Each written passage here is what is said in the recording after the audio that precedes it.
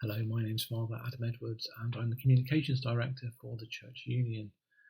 I always try and look at the positives in any situation, and during these months that have been very difficult and very challenging, I think that the partnership and joint working between the Church Union and the Society, which is supported by Forward in Faith, has been one of the real positives that have come out of this, not only for the Catholic movement but for the Church as a whole. We've been producing a range of resources to help people and parishes pray during these difficult times.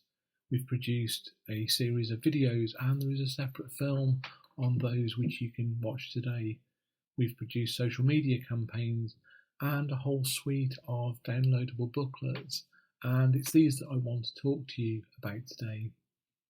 On Tuesday the 17th of March, our churches were closed to public worship.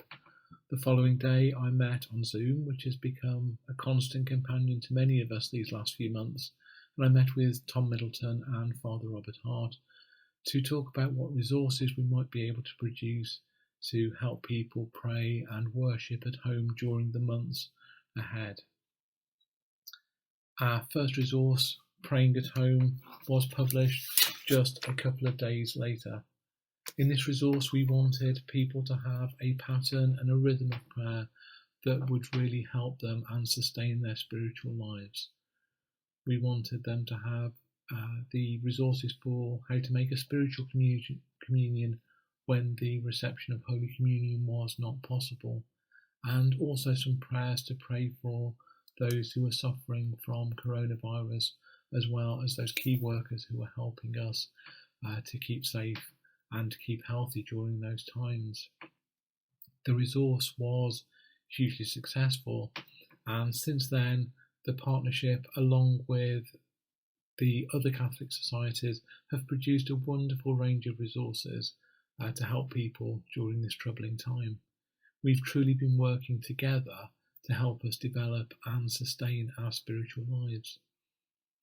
During this period we've produced 30 booklets, an astonishing number of booklets. These have included resources, as I've said, for praying at home.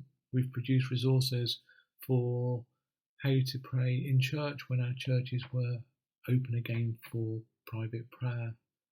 Produced resources for how to pray in front of the Blessed Sacrament.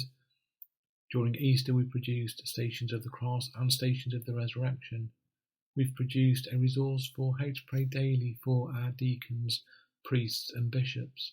And since May we've been producing a monthly Saints of the Month resource that's included biographies of saints as well as reflections and prayers on their lives.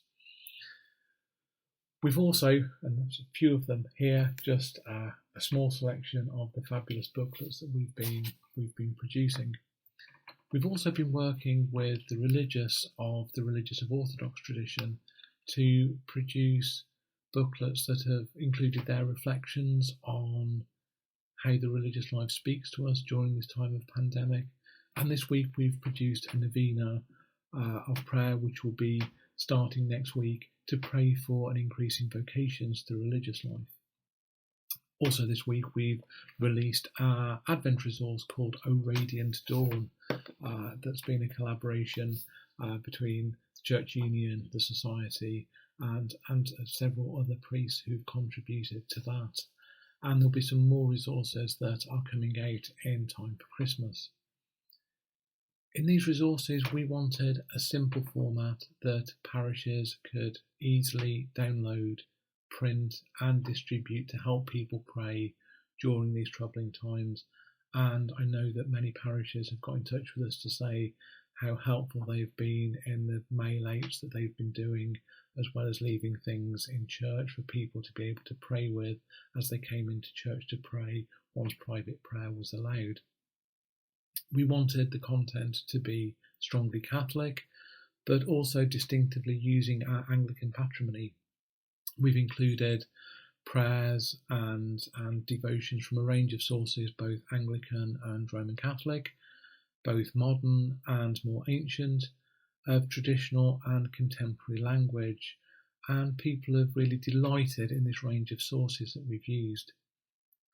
Some of these resources have been distributed free with new directions, and we thank the generosity of Forward in Faith for allowing that to happen.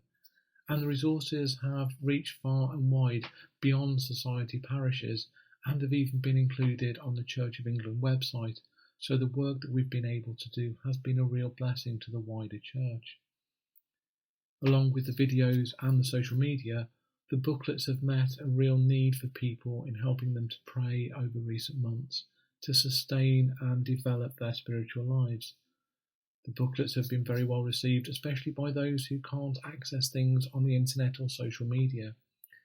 In our digital age, it's easy to dismiss paper resources as being old-fashioned, but our experience has taught us that there is still a real need for these, and that they help people to pray, and people still do like to have something in their hands as they're praying. The Oxford movement, of course, were known as the Tractarians for the tracts, leaflets and resources that they produced, and I hope that during these last few months we have been continuing in that spirit. But we're not stopping our work with these resources there. We'll continue to produce things. The Saints of the Month will continue until we've got a full 12-month set, and we'll be producing resources for Christmas and beyond early into 2021. We'll also be amending the current resources that we've got to make them a lasting legacy, so that there will be a library of resources that's available for people in the longer term. If you've not seen the resources, you can find them all on the Church Union website, which is www.churchunion.co.uk/coronavirus resources. Thank you, take care, and God bless.